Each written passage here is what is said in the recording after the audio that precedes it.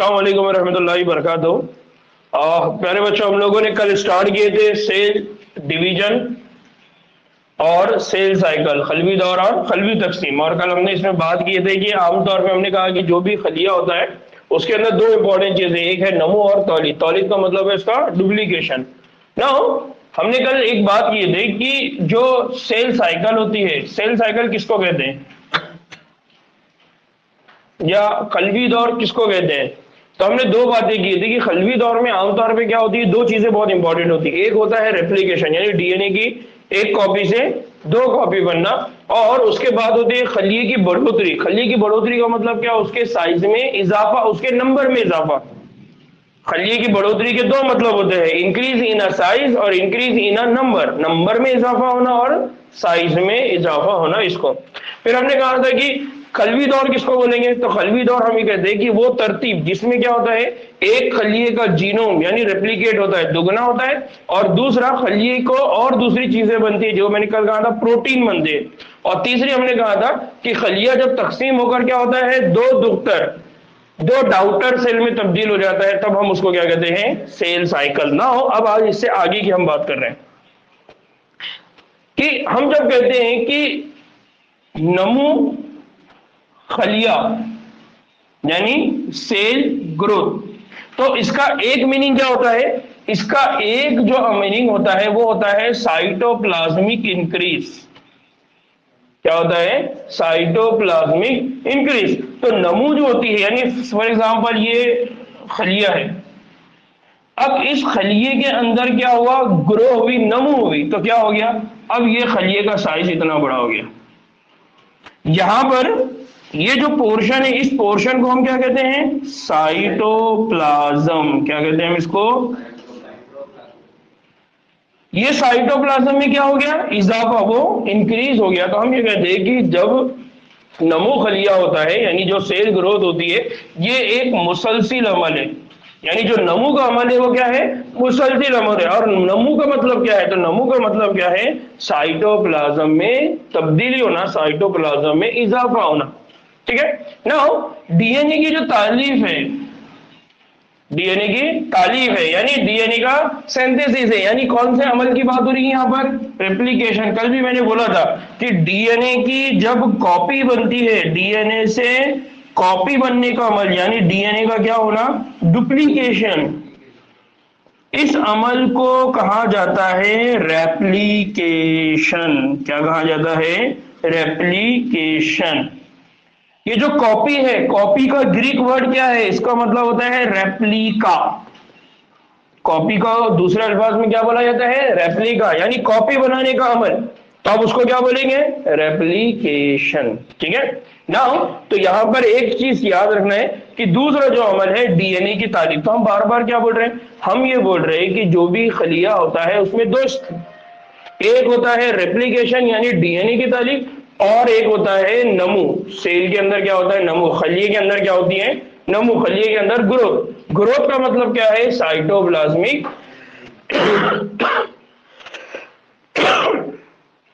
तो दो प्रोसेस है यहां पर, एक वो है जिसमें साइटोप्लाज्मिक इंक्रीज हो रही है, दूसरा है जिसमें क्या बन रही है, कॉपी। ना ये जो साइटोप्लाज्मिक इंक्रीज का ये जो अमल है, ये मुसलसिल अमल है। कैसा अमल है? मुसलसिल। ये अमल कैसा है? कंटिन्यूअस। ये अमल कैसा है? कंटिन्यूअस। जबकि डीएनए के रेप्लिकेशन का ये जो अमल है, ये एक क्या है, खास मरहला है या खास स्टेज है। तो डीएनए का ये जो रेप्लिकेशन का मरहला है, ये क्या है, एक खास मरहला है। मतलब ये हमेशा होता रहेगा क्या? नहीं, ये एक पर्टिकुलर स्टेज में होगा, एक खास वक्त में होगा। लेकिन साइटोप्लाज्म में इंक्रीज जो होते रहेंगे वो अमल क्या रहेगा? मुसलसिल। फिर दूसरा कि ये जो नक्शशुदा, नक्शशुदा का मतलब क्या हो गया? जिसकी कॉपी बन गई। कॉपी जब बने हुआ जो क्रोमोसोम है यानी जो डीएनए है, फिर वो दुख्तर खलिए के दरमियान क्या हो जाएगा? तकसीम कर दिया जाएगा। यानी अब क्या होगा, एक सेल है, उस सेल के अंदर क्या होगा, साइटोप्लाज्म इंक्रीज होगी, तो साइटोप्लाज्म ये मुसलसिल अमल है। दूसरा अमल क्या होगा? रेप्लिकेशन होगा, जिसकी वजह से डीएनए की क्या बन जाएगी? कॉपी बन जाएगी। अब उस डीएनए की कॉपी को आप आगे चल के क्या कर देंगे? तकसीम कर देंगे, डिस्ट्रीब्यूट कर देंगे, और तकसीम करने की वजह से आपके पास क्या बनेंगे? दुख्तर खलिए यानी डाउटर सेल बनेंगे, जो बहुत ही मुश्किल तरीके से होता है। ये जो डिस्ट्रीब्यूशन का प्रोसेस है, तकसीम का ये जो अमल है, ये कैसा अमल है? बहुत मुश्किल तरीका, यानी ये बहुत आसान प्रोसेस नहीं है। हाँ,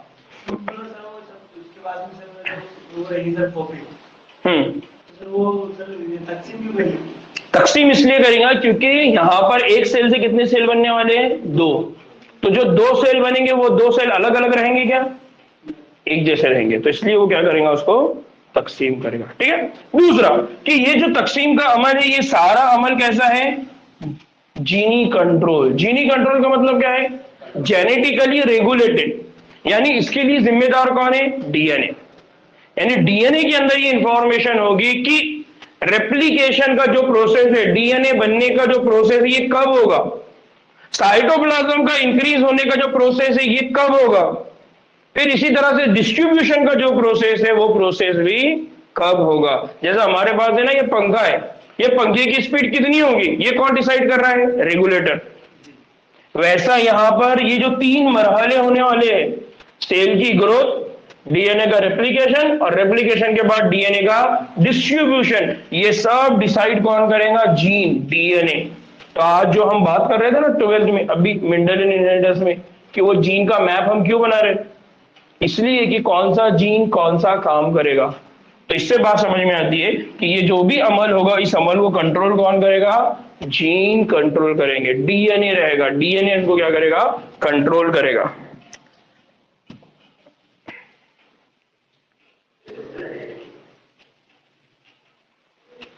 ना अब सेल साइकिल के मामले में दो बातें तो समझ में आ गई कि इसमें तीन इंपॉर्टेंट स्टेज होती है। पहली स्टेज ये होती है सेल के साइज में बढ़ोतरी, दूसरी होती है डीएनए का कॉपी, रेप्लिकेशन, और तीसरा तकसीम। और ये सारा अमल कैसा है? जीनी कंट्रोल के जरिए होता है, जीन के कंट्रोल के जरिए होता है। नाउ अब हम बात कर रहे हैं खलवी दौर के मरहले। हमने कहा कि खलवी दौर होता है, तो अब इस खलवी दौर के अंदर कौन से मरहले होते हैं? उसको कहा जाता है फेजेस ऑफ सेल साइकिल। क्या बोला जाता है उसको? Phases of cell cycle. Now अगर हम एक आम यूकैरियोटिक खलीए की अगर बात करते हैं, किसकी बात करते हैं? Eukaryotic cell. यूकैरियोटिक सेल किसको कहते हैं मरियम? जी, यूकैरियोटिक सेल किसको कहते हैं? यूकैरियोटिक सेल किसको कहते हैं? जिसमें क्या मौजूद होता है? न्यूक्लियर। जिसके अंदर क्या मौजूद होती है? न्यूक्लियर झिल्ली। क्या होती है? न्यूक्लियर झिल्ली, या क्या होती है उसके अंदर? Nuclear membrane. तो उनके पास क्या होता है? न्यूक्लियस होता है, और न्यूक्लियस के आजू बाजू क्या होती है? न्यूक्लियर मेम्ब्रेन, या न्यूक्लियर क्या होती है? झिल्ली। उसको हम क्या कहते हैं? Eukaryotic cell. जिसके पास नहीं होती उसको हम क्या कहते हैं? Prokaryotic cell. ठीक है। तो एक आम यूकैरियोटिक खलवी की या खलिए की अगर हम बात करेंगे, तो उसके अंदर ये खलवी दौर का मुजाहरा होता है। इंसानी खलिए के अगर कल्चर के जरिए बखूबी ये प्रोसेस को हम क्या कर सकते हैं? स्टडी कर सकते हैं, समझ सकते हैं। यानी आपने क्या किया? एक इंसान का खलिया निकाला, एक सेल निकाला, और उसको कल्चर किया। कल्चर किया मतलब उसको ग्रो कर रहे हैं आप। कहां पर? लैब में एक्सपेरिमेंट कर रहे हैं। तो आप जब उसको ग्रो करेंगे तो आपको स्टेजेस दिखाई देंगी। ठीक है। नाउ इन सभी खलियों की तकसीम लगभग 24 घंटों में एक बार होती है। इसका मतलब क्या है कि जो भी खलिया आपने लिया, उस खलिए के अंदर तकसीम कितने घंटों में हो रही है? 24।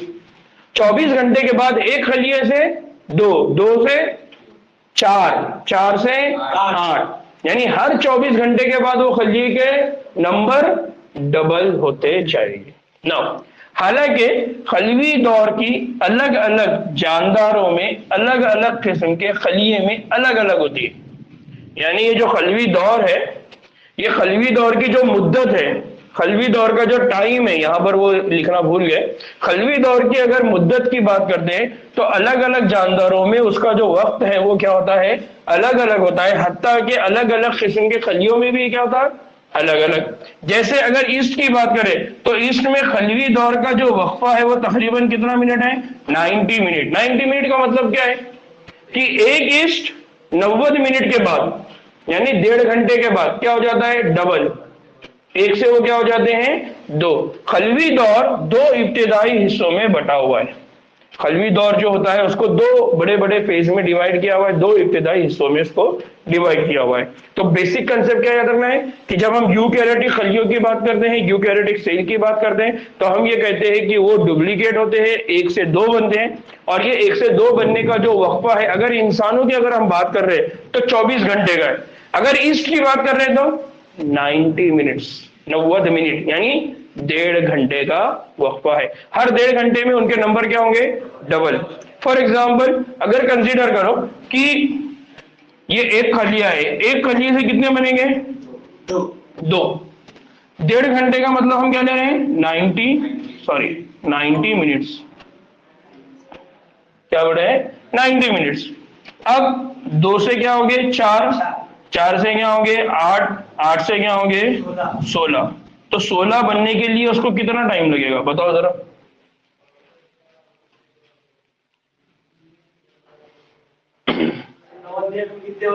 सर एक से दो में कितना टाइम होगा, वहां लिखा ना मैंने, 90 मिनट। कितना, 450 मिनट। 450 मिनट मतलब कितने घंटे हो रहे हैं, डिवाइड करो उसको, 60 से डिवाइड करो उसको।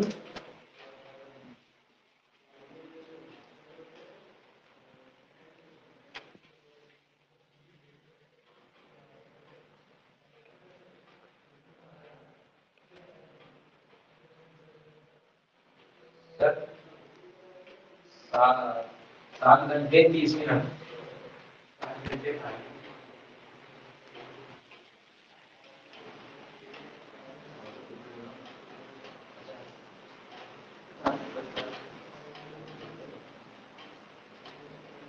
कितना लगेगा, है ना। अगर हमने इसको डिवाइड किया, ये 90 मिनट्स में होगा, ये भी अमल 90 में होगा, ये भी अमल 90 में होगा, और ये भी अमल 90 मिनट्स में होगा। तीन को चारों को मिला दिए तो कितना आ रहा है टोटल, है ना।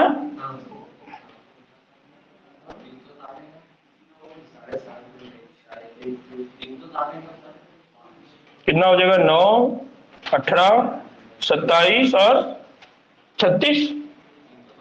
27 और ये कितना हो गया, 36 हो गया, 360। यानी टोटल मिनट कितना हो गए, 360। अब घंटे लगाओ, 60 डिवाइडेड बाय 6 घंटे। मतलब कि अगर 90 मिनट्स में एक से दो हो रहे तो 6 घंटे के बाद उनके नंबर कितने होंगे, 16। बात समझ में आ रहा है कैसा हो रहा है। तो एक के बाद दो, दो से कितने बनेंगे, चार, चार से कितने बनेंगे, आठ, आठ से कितने बनेंगे, 16। इसको बोला जाता है ज्योमेट्रिक प्रोग्रेशन। क्या बोला जाता है, ज्योमेट्रिक प्रोग्रेशन या ज्योमेट्रिक ग्रोथ। क्या बोला जाता है, ज्योमेट्रिक ग्रोथ। ज्योमेट्रिक ग्रोथ का मतलब क्या होता है, हमेशा एक से दो, दो से चार, चार से आठ, आठ से 16, 16 से 32। हमेशा तादाद क्या होती जाती है, डबल। बात समझ में आ रही है। तो इसलिए हमको ये ग्रोथ जो देखने को मिलती है वो हमेशा ज्यादा देखने को मिलती है।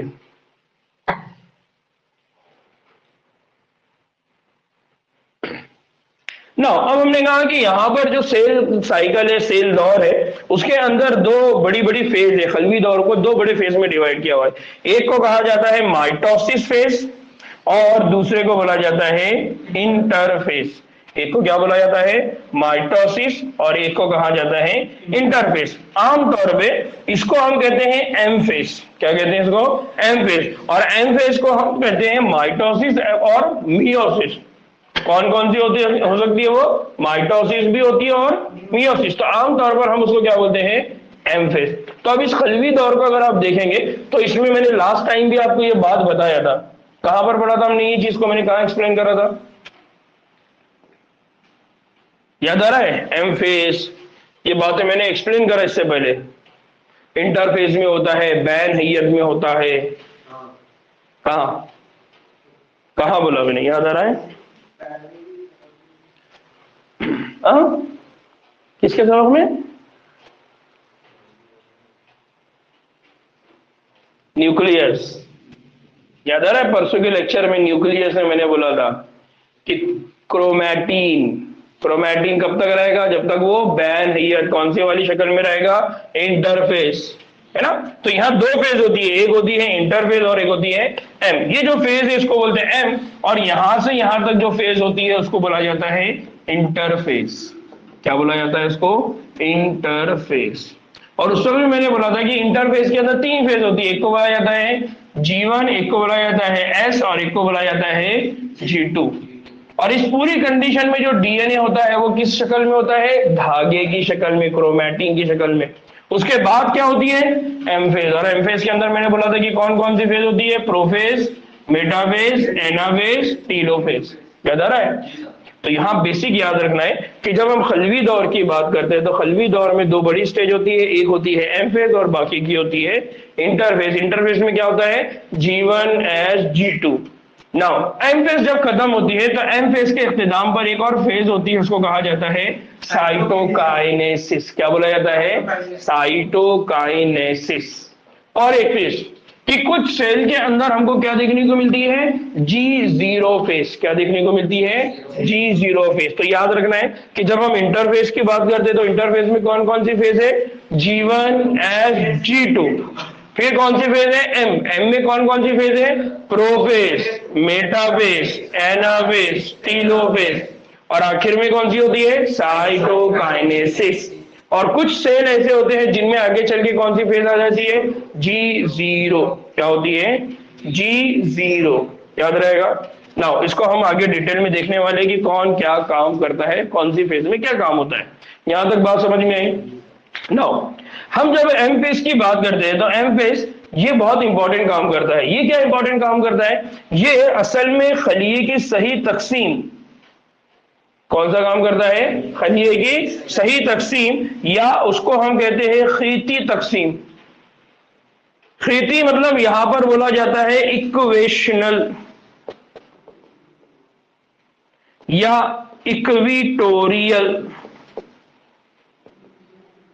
या इसको हम बोलेंगे बराबर।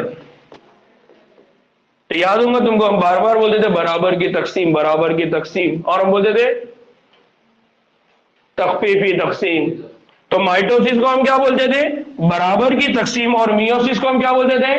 तख्फीफी तकसीम। तो उस वक्त जो हम माइटोसिस माइटोसिस बोलते थे, बेसिकली हम वो किसकी बात कर रहे होते थे?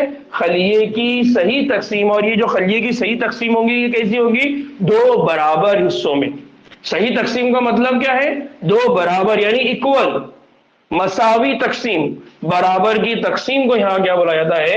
माइटोसिस। तो ये बेसिकली किसको बनाता है? माइटोसिस को बनाता है। तो जब हम एमफेस की बात करते हैं तो एमफेस दरअसल क्या करता है? सेल को दो बराबर हिस्सों में तकसीम करता है। मतलब वो क्या करता है? इक्विटोरियल। हम आगे चल के बढ़ेंगे कि जो हमारी जमीन है ना, इस जमीन का ये जो सिरे हैं, इन सिरों को बोला जाता है पोल। क्या बोला जाता है? पोल। उर्दू में क्या बोलते हैं? कुतुब। क्या बोलते हैं? कुतुब। और दरमियान का जो हिस्सा होता है उसको हम कहते हैं इक्वेटर। क्या बोलते हैं उसको? इक्वेटर। मतलब जो दरमियान में से लाइन जा रही है, जो दो हिस्सों को उसको बराबर क्या कर रही है? तकसीम कर रही है। उससे ये लफ्ज आया इक्विटोरियल और इक्वेशनल। याद रहेगा? नाउ तब दूसरा इंटरफेस। इंटरफेस क्या करता है? इंटरफेस दो लगातार एम फेस के बीच के हिस्से को बताता है। यानी ये एक एम फेस है, अब यहां से यहां आऊंगा तो यहां से एम फेस स्टार्ट हुआ, फिर घूम के ये आया, फिर दूसरा एम फेस स्टार्ट हो रहा है। तो दो एम फेस के बीच का जो स्पेस है, जो फेज है, उसको क्या बोला जाता है? M phase. बात समझ में आ रही है? तो माइटोसिस यानी एम फेज। एम फेज किसको बता रहा है? एम फेज बता रहा है कि खलिए की यहां पर दो बराबर हिस्सों में क्या होती है? तकसीम। इंटरफेस क्या बताता है? इंटरफेस ये बताता है कि अभी एक मियोसिस खत्म हुआ, या अभी एक माइटोसिस खत्म हुआ, या अभी एक एम फेज खत्म हुआ, अब इसके बाद एक और एम फेज आने वाला है। समझा? तो इंटरफेस दो फेज। इंटर का मतलब क्या होता है? बीच का। जब हम बात करते हैं इंटर, इंटर का मतलब क्या होता है? दो चीजों के दरमियान, उसको भी क्या बोला जाता है? इंटर। एक होता है इंट्रा, इंटर, इंट्रा, इस तरह के बहुत सारे लफ्ज हम बार बार पढ़ने वाले। तो इंटर जब भी आए तो मतलब दरमियान में, बीच का। ठीक है ना? ये बहुत अहम है कि 24 घंटे में, 24 घंटे में जो कि इंसान के खलवी दौर का वक्फा, औसत वक्फा है। कौन सा वक्फा है? औसत। औसत मतलब हम बोलते हैं ना कि यार कितना औसत आ रहा है तुम्हारा रिजल्ट, क्या बोलते हैं हम उसको? औसत को, औसत को हम क्या बोलते हैं आमतौर पे? औसत म्हणजे एवरेज। क्या बोलते हैं हम उसको? एवरेज बोलते हैं ना हम, औसत, एवरेज। तो औसत वक्फा यानी एवरेज कितना है? 24 का मतलब क्या है? किसी किसी में 23 घंटे में ही तकसीम होती होगी, किसी में 25 हो जाती होगी, लेकिन किसी में 24। तो अक्सर सेल की तकसीम 24 घंटों में ही होती है। कभी ऐसा हो जाता है कि 23 में होगी या 25 में होगी। तो औसत अगर आप निकालेंगे तो हमेशा कितना होता है? 24। खलिए का तकसीम सिर्फ 1 घंटे में खत्म हो जाता है, यानी ये 24 घंटों में एम फेज कितने घंटे की है? 1 घंटे की। इसका मतलब बाकी की 23 घंटे क्या हो रही है? इंटरफेस।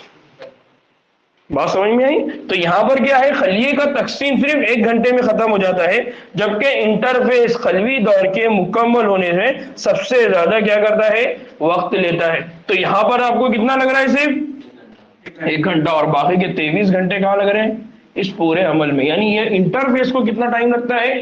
23, और 1 घंटा किसको लग रहा है? M phase. इस तरह से हम ये करें कि इंटरफेस खलवी दौर का बहुत सारा वक्त ले लेता है, और बहुत कम वक्त किसको लगता है?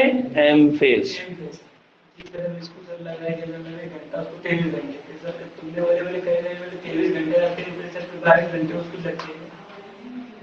सही सोचा था। अगर 24-25 घंटे हो गए तो मतलब इसको हमेशा कितना घंटा लग रहा है ना? अब अगर ऊपर नीचे कुछ भी हो गया तो हमेशा अगर 4 गुलाबी जामुन आते, ठीक है, और खालिद सिर्फ एक ही खाता, 3 इमरान खाता, अब खालिद बोलता कि नहीं मैं एक ही खाऊंगा, अब 4 के बजाय कभी 5 आ गए तो 4 भी। हाँ, समझे?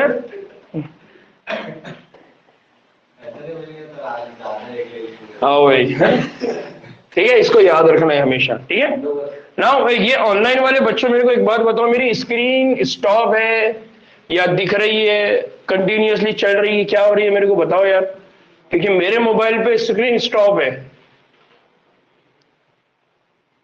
मरियम, अक्सा,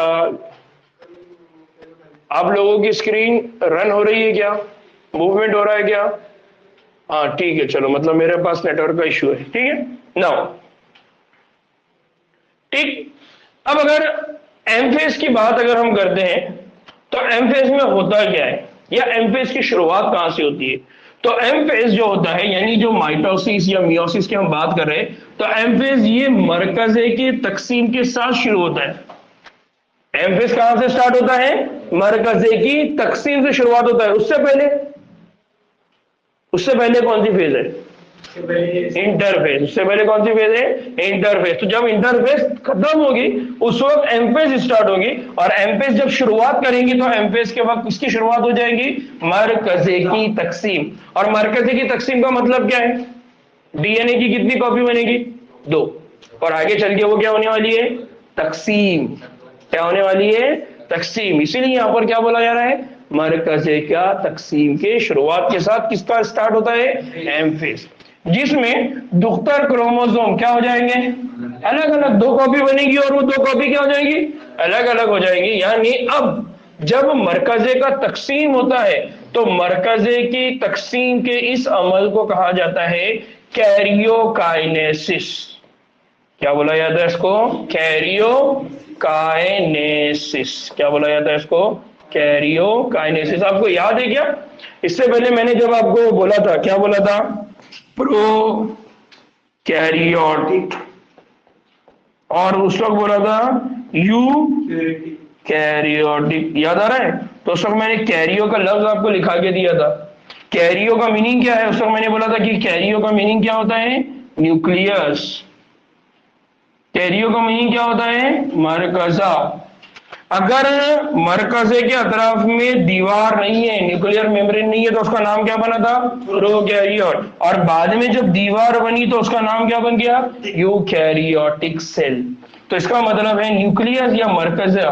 ये जो लफ्ज आया था कैरियो, यहां पर भी उसी की बात हो रही है। इसका मतलब कैरियोकाइनेसिस। और इससे पहले भी मैंने एक लफ्ज दिखाया था, लेसिस। लेसिस का मतलब क्या होता है? मरियम, अक्सा, फातिमा, साजिदा। ब्रेक डाउन होना, टूटना, याद आ रहा है?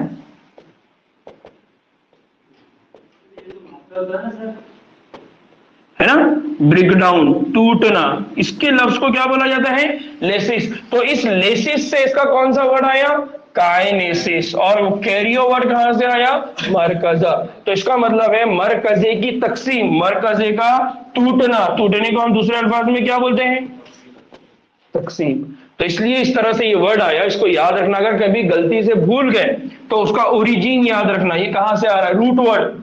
ऐसे ही बोलते हैं ना आप लोग? रूट वर्ड को क्या बोलते हैं अरबी में?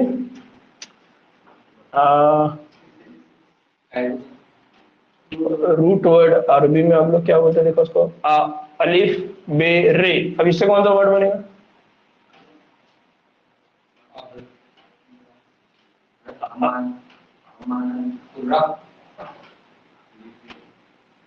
हम रूट वर्ड निकालते ना, अरबी का कोई भी एक पर्टिकुलर वर्ड है तो उसका क्या रहता है? Root word.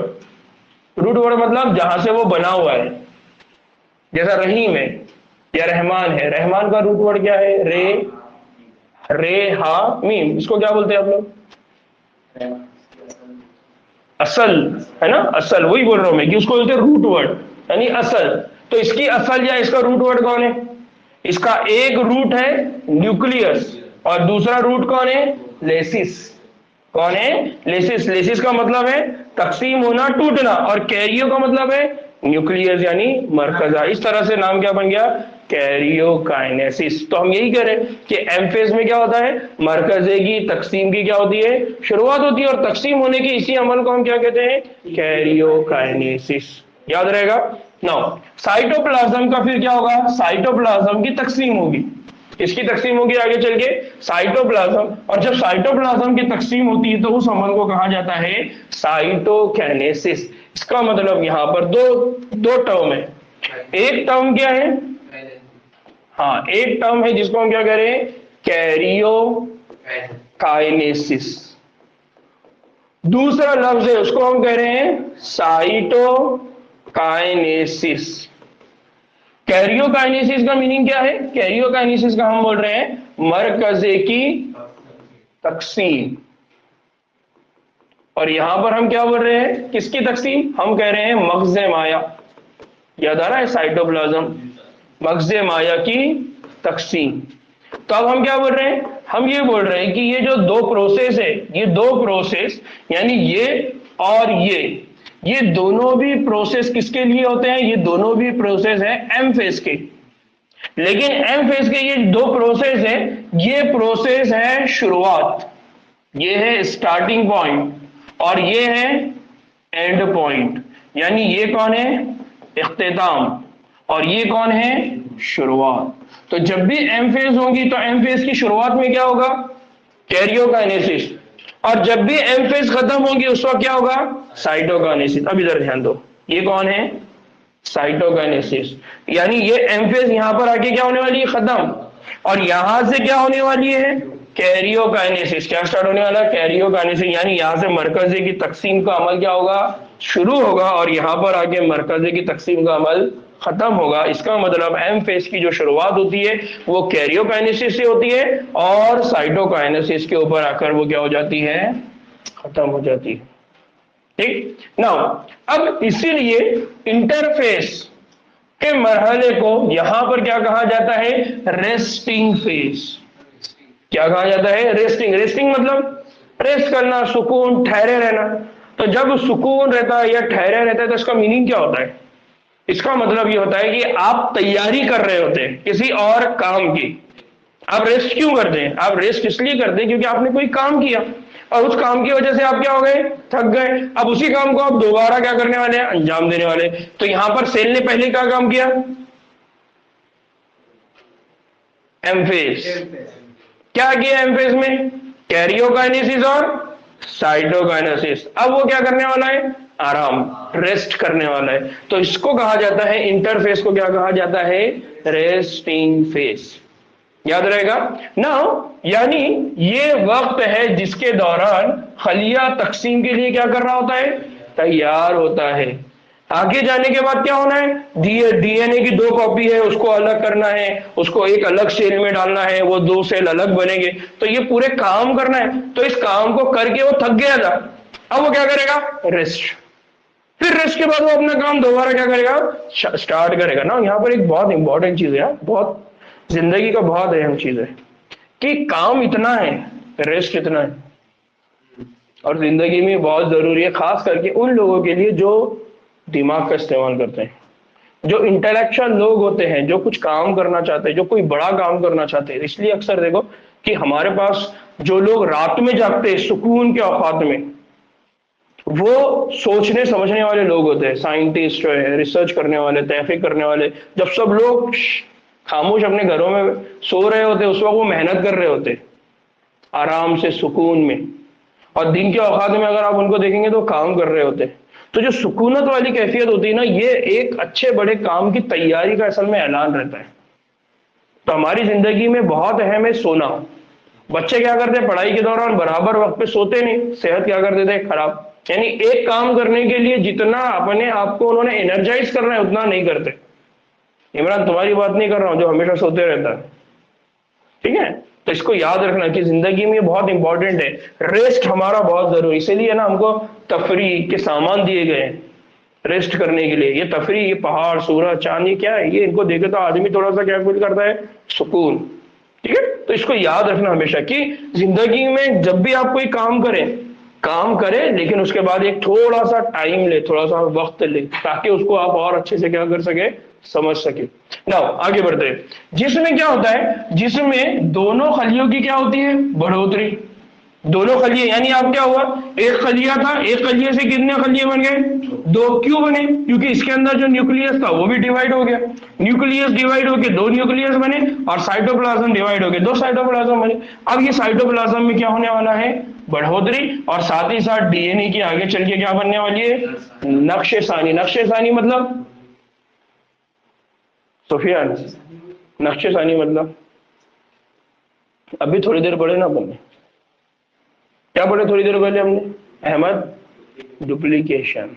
क्या पढ़े, डुप्लीकेशन। उसको दूसरे अल्फाज में क्या बोलते हैं, हाँ इमरान तूने ध्यान में रखा ना, आप बोल।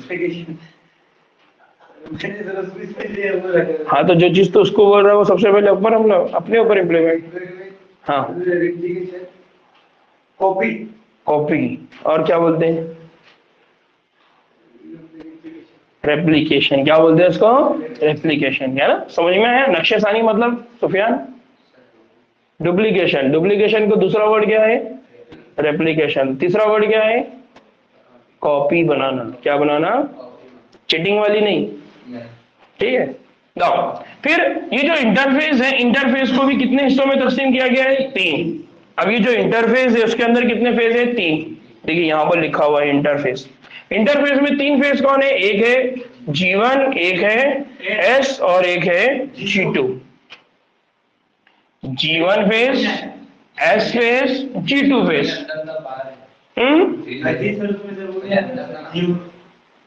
सुफियान का डाउट क्या है,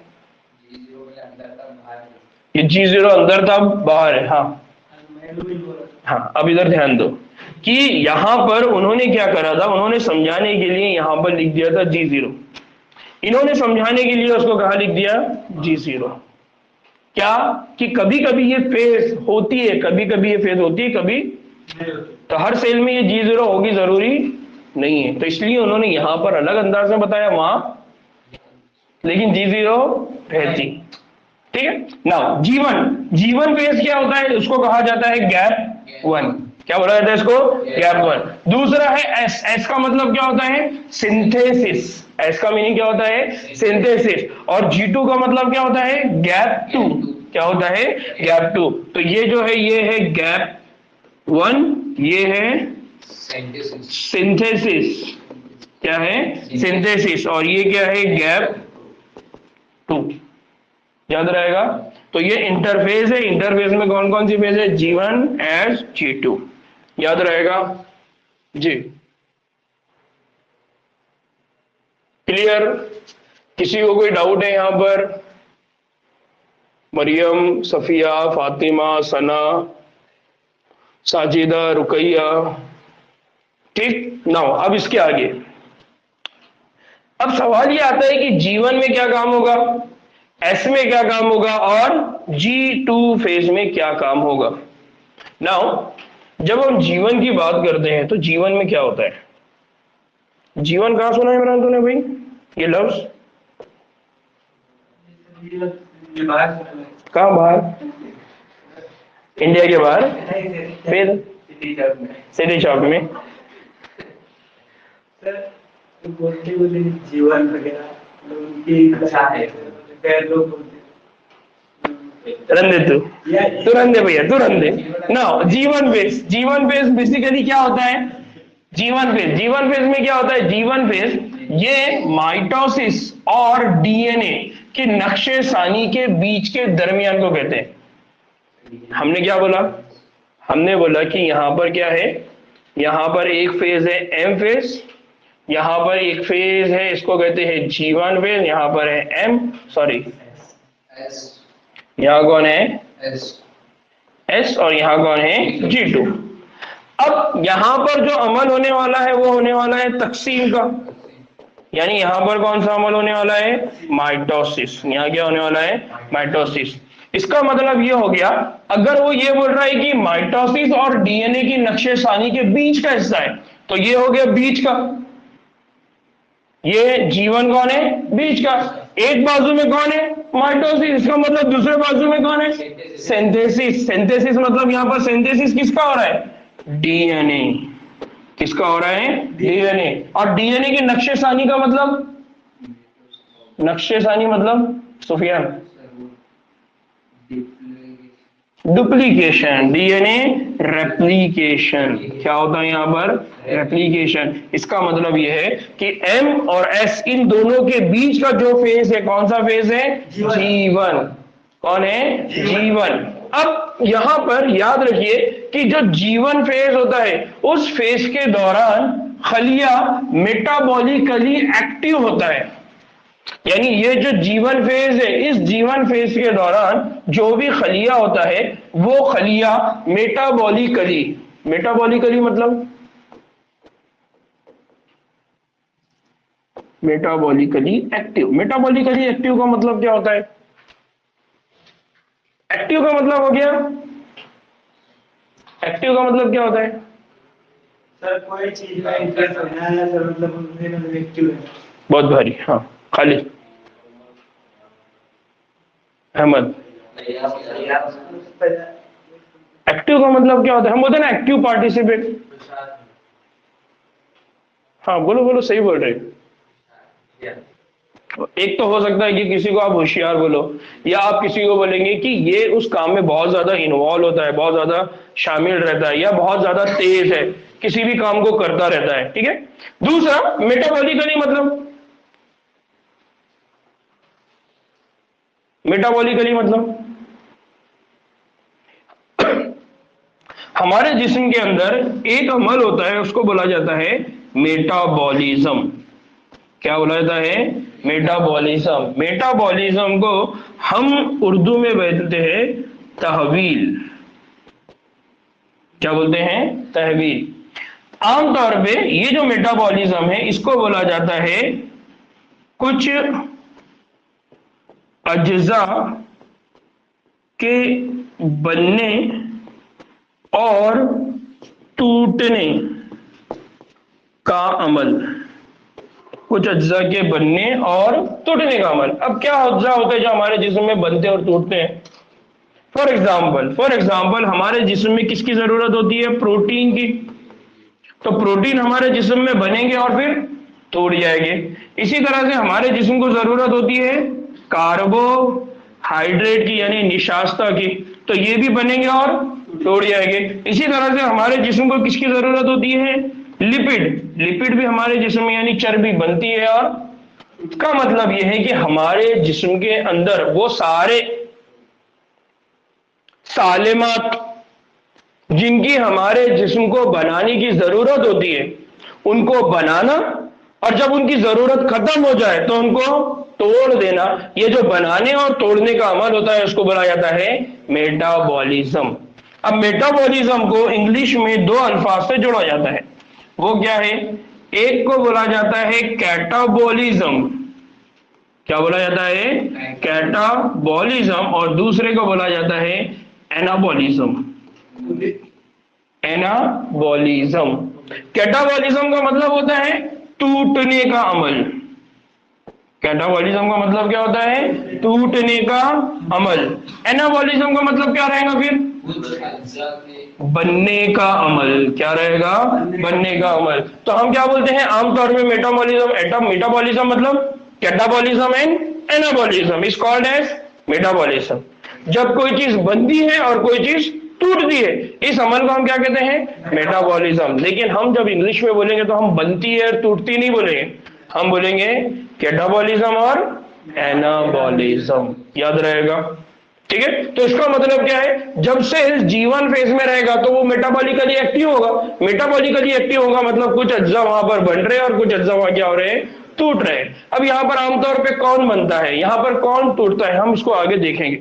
ठीक है। नाउ दूसरी चीज, ये जो प्रोसेस है लगातार इसकी बढ़ोतरी होती है, यानी जो सेल है इसके साइज में क्या होता है? इजाफा होता जाता है।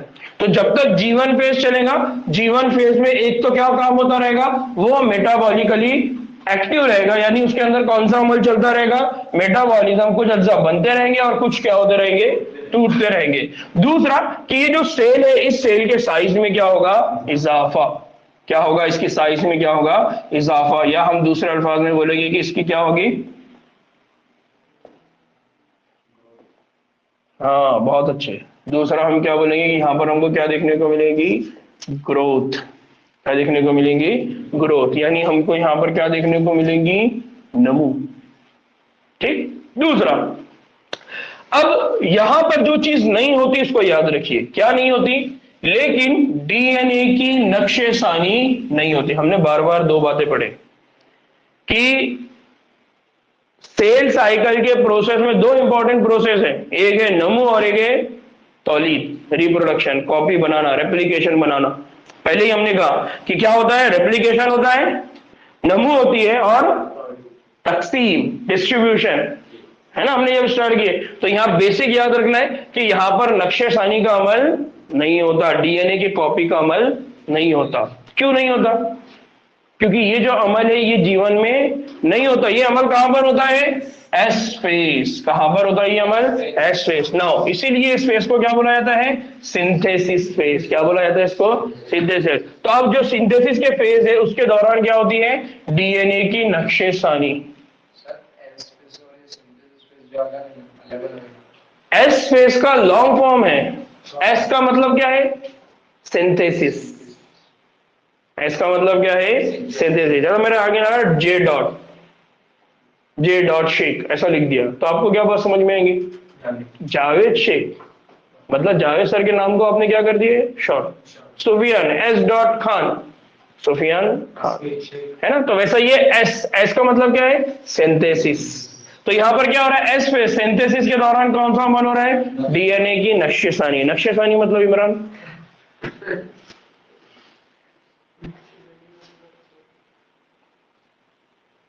हाँ, इमरान ऐसा सोच रहा है जैसा मैंने कितने दिन के पहले बोला था, क्या मालूम। हाँ सुफियान, नक्शेसानी मतलब डुप्लीकेशन। नक्शेसानी मतलब डुप्लीकेशन। डुप्लीकेशन का दूसरा मीनिंग क्या है? रेप्लिकेशन। क्या है? और तीसरा मीनिंग क्या है? Copy, xerox. जेरॉक्स कंपनी का नाम है, मशीन का नाम जेरॉक्स है, लेकिन हमारे पास उसको क्या बोलते हैं, जेरॉक्स। ठीक है, उसको बोलते हैं फोटोकॉपी। ठीक है, कॉपी बनाना। तो जो एस फेज होती है उसमें क्या होती है, डीएनए की नक्शेशानी होती है, और उस वक्त में एक खलिए के डीएनए की मिकदार क्या हो जाती है, दुगनी। क्या हो जाती है सुफियान, दुगनी मतलब डबल। डबल के वास्ते कौन सा लफ्ज बोले थे अभी इंग्लिश में, डुप्लीकेशन। क्या बोले थे, तो ये डुप्लीकेशन का मतलब क्या होता है, दुगनी। क्या होती है, दुगनी। अगर शुरू में डीएनए की मिकदार 2C हो तो ये बढ़कर क्या हो जाएगी, 4C। 2C मतलब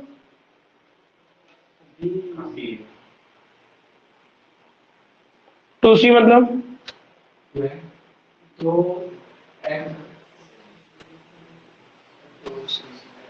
तो दो सी से 4 से हाँ, तो 2C से 4C का मतलब क्या है, कॉपीज है ना। डबल होना। 2 कॉपी थी तो कितनी हो जाएगी, 4।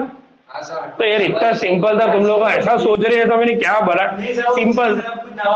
अरे भाई सी का मतलब कॉपी है ना, दीवानो। लेकिन क्रोमोसोम की जो तादाद है, क्रोमोसोम की तादाद है, उसमें कोई तब्दीली होगी क्या, नहीं। क्रोमोसोम की तादाद कितनी होती है, 23। तो 23 का सिर्फ क्या होगा, डबल। 23 का 24, 25, 26 होगा क्या, नहीं। उसकी सिर्फ क्या बनेगी, कॉपी। नंबर हमेशा सेम रहेंगे। बात समझ में आई ना। मैं जावेद, मेरा एक कॉपी बना, लेकिन जावेद का नंबर बढ़े गया, जावेद की सिर्फ क्या बनी, एक और कॉपी। अब ये कॉपी भी कहीं और चली जाएगी, तो सेल के अंदर तो एक ही नंबर रहेगा, एक। यानी यहाँ क्लास में मैं अकेले ही रहूंगा, दूसरी क्लास में, लेकिन हम इस क्लास में मेरा जो नंबर है हमेशा क्या है, सेम। उसमें कोई तब्दीली नहीं आएगी, बस मेरी कौन सी कॉपी नंबर चेंज होगा, लेकिन मेरा क्रोमोसोम नंबर नहीं। समझ में आ रहा है। तो क्रोमोसोम नंबर कभी भी सेम रहेगा, सिर्फ क्या चेंज होगा, कॉपी नंबर। कॉपी जो रहेंगे, डुप्लीकेशन। हाँ, बहुत भारी। इमरान कौन सा वाला डिप्लॉयड है बताओ, कहाँ है, किधर है, हाँ ये है ना, ये 2N। अब उसको मैं बताता हूँ ये क्या हो रहा है। यहां तक बात समझ में आई ना। अब अगर खलिए के अंदर G1 फेज में क्रोमोसोम का अदद 2N हो तो S फेज में इसके बाद भी 2N क्रोमोसोम ही होते हैं। यानी G1 में अगर इस कंसेप्ट को समझा, कौन से वाले, सिंथेसिस को, तो अगर G1 में इसके पास क्या था, 2N। अब जब ये यहां पर आएगा तो इस 2N का क्या हो गया, कॉपी। कॉपी हो गया तो क्या हुआ, यहां पर भी क्रोमोसोम के नंबर तो क्या है, सेम, बस ये दोनों भी एक दूसरे की क्या है, कॉपी। तो इसका मतलब क्या है, जब ये आगे जाएगा तो ये एक कॉपी दूसरे में जाएंगे, ये कॉपी, लेकिन नंबर हमेशा सेम रहेंगे। इसमें भी 23, इसमें भी 23। इसलिए ये कहा जा रहा है कि जीवन में अगर डिप्लॉयड है तो एस में आने के बाद, उसका रेप्लिकेशन होने के बाद भी क्रोमोसोम के नंबर 2N ही रहते हैं। क्रोमोसोम के नंबर चेंज नहीं होते, सिर्फ क्या चेंज होता है, कॉपी नंबर। 2 बन गया, यानी 23 थे, 23 के 24, 25, 26 नहीं हुआ, 23 से और 23 बने, दोनों भी एक जैसे। आगे चलकर वो क्या हो जाने वाले हैं, तकसीम हो जाने वाले। आगे चल के क्या होने वाले, तकसीम होने वाले। बात समझी। तो इसलिए यहां पर यह कहा जा रहा है कि अगर यहां पर क्रोमोसोम के तादाद की या अदद की बात करते तो वो क्या होता है, 2N, और एस फेज होने के बाद भी वो क्रोमोसोम नंबर क्या रहेगा, 2N। सर मेरा एक सवाल है, दो पूछ भाई तू। सर डिप्लॉयड रहता है, हाँ। सर डिप्लॉयड की जो कॉपी बनती है, हाँ। ये सब सेम कॉपी रहती है। हाँ। सर आपने सर अभी बोले तो वो बोले थे सर, मतलब डुप्लीकेशन। तो सर उसकी सर तुमने तो कल बताए थे, मुझे वो सेम कॉपी ही रहती, मुझे डिप्लॉयड की सेम कॉपी रहती है। सर यहाँ पे से डिप्लॉयड की बात है, डिप्लॉयड की क्या रहती, सेम कॉपी रहती। तो डिप्लॉयड की अगर सेम कॉपी है तो नंबर चेंज होगा क्या, नहीं। तो वही तो बोल रहा ना मैं। सर तुमने सर कल अलग बोले थे ना, कल अलग क्या बोला था मैंने, कल सिर्फ इतना बोला कि डिप्लॉयड की सेम कॉपी रहती। आज मैं ये बोल रहा हूँ कि सेम कॉपी रहेंगी हमेशा, किसकी, डिप्लॉयड की। हाँ, बहुत भारी। देखो ये डिप्लॉयड का मतलब क्या होता है, सेम कॉपी। दो। डिप्लॉइड का मतलब क्या होता है? 2। और डुप्लीकेशन का मतलब क्या होता है? डुप्लीकेशन का मतलब होता है दो बनाने का अमल, उसको क्या बोलते हैं? डुप्लीकेशन। समझा? ठीक। तो यहां पर हमेशा कॉपी नंबर कैसा रहेगा? कॉपी नंबर यहां पर क्या होगा? चेंज होगा, लेकिन क्रोमोसोम नंबर सेम रहेगा। ये बहुत इंपॉर्टेंट है, बहुत बारीक छोटा सा डिफरेंस है। क्रोमोसोम नंबर का मतलब क्या है और कॉपी नंबर का मतलब क्या है? कॉपी नंबर का मतलब होता है उसकी बनने वाली डुप्लीकेट, और क्रोमोसोम नंबर का मतलब ये होता है कि हमारे जिस्म के अंदर नंबर ऑफ क्रोमोसोम कितने हैं। तो हम ये कहते हैं कि हमारे जिस्म में हमेशा क्रोमोसोम के नंबर कितने होते हैं? 23 पेयर। कितनी होती है? 23 जोड़, ऐसे ही बोलते हैं हम। अब उसका जब डुप्लीकेशन होगा तो डुप्लीकेशन होने की वजह से उसके जैसे ही एक कॉपी बनेगी, 23 पेयर ही बनेगी। यानी 24, 25, 26, 27 इधर क्रोमोसोम नंबर इंक्रीज नहीं हो रहा। क्या इंक्रीज हो रहा है? Copy number, duplication. एग्जाम में यहां पर जब भी क्वेश्चन आता बहुत कंफ्यूजन होता है। इसको आसान तरीके से समझने का क्या है तरीका? क्या हो सकता, क्या एग्जाम्पल हो सकती इसका? क्या हो सकती है इसकी एग्जाम्पल?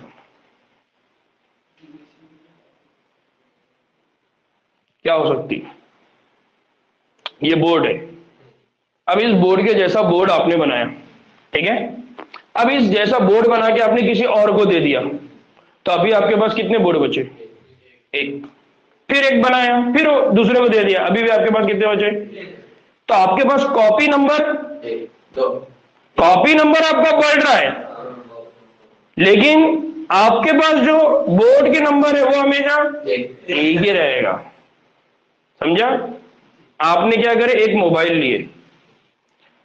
अब उस मोबाइल के अंदर आपने क्या करे? एक फोटो लिए इमरान की। इमरान की फोटो लेने के बाद उस फोटो को आपने कॉपी करे और उस कॉपी वाली फोटो को आपने इमरान को भेज दी। अब आपके पास फोटो कितनी बची? एक। टोटल कॉपी कितनी है? दो। लेकिन आपके पास कितनी है? तो वैसे ही सेल के पास हमेशा कॉपी नंबर चेंज होगा, लेकिन क्रोमोसोम नंबर सेम रहेगा। हमेशा 23 रहेंगे, लेकिन 23 से जो कॉपी बनेगी वो दूसरे को देता रहेगा। इसलिए हमेशा 23 उसके पास क्या रहेंगे? मेंटेन रहेंगे, लेकिन कॉपी नंबर हमेशा क्या रहेगा? चेंज होता रहेगा। समझा?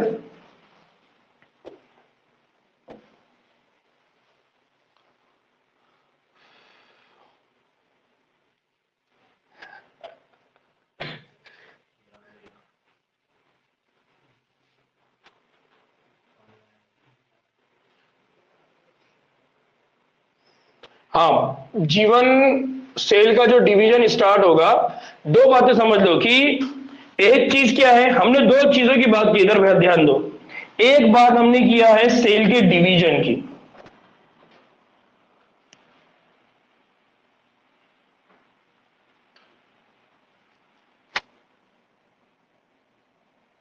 एक बात हमने किसकी की है? एक बात हमने की है सेल डिवीजन की, पूरे सेल के डिवीजन की। और एक बात कर रहे हैं हम एम फेज की। जब हम सेल के डिवीजन की शुरुआत की बात करते हैं, सेल के डिवीजन की, सेल साइकिल की, तब हम कहते हैं कि यहां पर दो फेज होती है, एक होती है इंटरफेज और एक होती है एम फेज। इंटरफेज की जो शुरुआत होती है वो जीवन से होती है, और जब हम एम की बात करते हैं तो एम फेज की शुरुआत हम कहते हैं कहां से होती है? कैरियोकाइनेसिस। किससे होती है? कैरियोकाइनेसिस, यानी न्यूक्लियस के डिवीजन से। तो सेल की अगर डिवीजन की बात कर रहे हैं और एम फेज की बात कर रहे हैं, तो इनमें फर्क याद रखना है कि सेल का डिवीजन हमेशा कहां से स्टार्ट होगा? G1 G2 यानी इंटरफेज, और उसके बाद फिर क्या होगा? कैरियोकाइनेसिस, यानी कौन सी फेज आएगी? M phase. ठीक है जी? साजिदा बात समझी?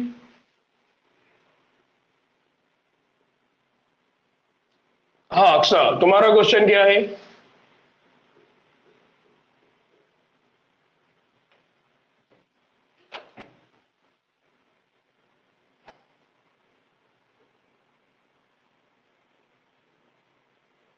हाँ बहुत अच्छे। G0 जो फेज है, G0 फेज ये कभी कभी आता है, आमतौर पे ये G1 यानी इंटरफेज में नहीं आएगा। क्यों नहीं आएगा? उसका रीजन ये है कि G1 फेज यानी ये जो इंटरफेज है ये रेस्टिंग फेज है, जहां पर सेल रेस्ट कर रहा है, मतलब तैयारी कर रहा होता है। जबकि G0 क्या है? G0 में सेल का डिवीजन पूरी तरह से स्टॉप हो जाता है, यानी तकसीम का अमल होगा ही नहीं। तो तकसीम का अमल जब नहीं होगा तो उसकी तैयारी भी नहीं होगी। इस तरह हमारा हार्ट है, हमारा दिल है, या हमारी किडनी है, हमारे लंग्स है, हमारी जब ग्रोथ हो जाती है यानी 10 12 15 साल के बाद, अब उसका साइज बढ़ता है क्या? नहीं, हमारी हाइट बढ़ रही है हमारा, लेकिन दिल का, हार्ट का साइज बहुत बड़ा बढ़ रहा है क्या हमारे साइज के साथ? नहीं। क्यों? क्योंकि उसके जितने सेल है वो कौन से वाली फेज में चले गए? G0। कौन से वाली फेज में चले गए? G0। बस बॉडी के अंदर भी कई कई ऊर्जा से मतलब ये हमारा जो साइज है अब रुक गया, इसका मतलब हमारे सारे सेल कौन सी फेज में है? G0। अब अगर वहां पर कैंसर बन गया तो वो G0 से कौन सी फेज में आ गया? डिवीजन, यानी G1 है, G2, अब उसका नंबर क्या हो रहा है? बढ़ता जा रहा, बढ़ता जा रहा है। तो आमतौर पे हमारा जो शेप डिसाइड हो रहा है, ये शेप तो क्यों हो रहा है? सेल की तकसीम यहां पर क्या हो गई? स्टॉप। इसलिए हमारा शेप, अगर ये डिवाइड होते रहता तो हम किधर भी कैसे भी अदरक के ऐसे हो जाते, है ना? हाँ सर, जैसे तुम बोल रहे हो कैंसर वगैरह हो, फिर वो मतलब G1 G2 G3 चलेगा, फिर तो सर वो G3 कहाँ है? साइंटिस्ट इमरान 5G पे चला गया क्या? फिर सर इसका टाइमिंग बढ़ेगा ना? नहीं बढ़ेगा भाई, सिर्फ यहाँ होगा कि ये आके क्या हो जाएगा? स्टॉप। ठीक है, कोई टाइम में उसका नहीं बढ़ेगा। क्यों नहीं बढ़ेगा टाइम? क्योंकि ये स्टॉप है। मतलब फॉर एग्जांपल तुम कहीं जाके स्टॉप हो गए, कहीं जाके तुम रुक गए, तो वो प्रोसेस को, मतलब आप सफर कर रहे थे, सफर करते करते आपने क्या करे? गाड़ी एक जगह रोक दी है, तो अभी आपका सफर का टाइम कम हो गया या बढ़ गया? टाइम से कम हो, बढ़ गया ना आगे का। लेकिन आप वो जो सफर है आपने उसको रोक के रखा हुआ है, स्टॉप करके रखा हुआ है, यानी ये जो जीवन है, ये जीवन को उतना ही टाइम लगने वाला है। यानी आपने जब गाड़ी रोकी है कहीं पर तो टाइम तो उतना ही लगने वाला है। यानी आप अगर 4 घंटे का सफर था तो आपने अगर 12 बजे रोका गाड़ी, तो 12 के बाद भी आपको कितना लगने वाला है? 4 घंटे लगने। यानी अगर G0 हो गया तब भी इंटरफेस को कितना टाइम लगेगा? 23 घंटे। और 1 घंटे में क्या होता है? एम फेज होती है। तो टाइम में कभी भी ऊपर नीचे नहीं होगा, कभी कभार होगा। जैसा तुमने बोला ना कि 5 गुलाबी जामुन अगर आ गए तो मैं खालिद भाई को 1 ही दूंगा तब भी। ठीक है, चलिए बाकी का इंशाल्लाह कल डिस्कस करते हैं, कल इसके ऊपर बात करेंगे। चलिए दुआ में याद रखिए, इंशाल्लाह कल मुलाकात होती है। अस्सलाम वालेकुम रहमतुल्लाहि व बरकातहू।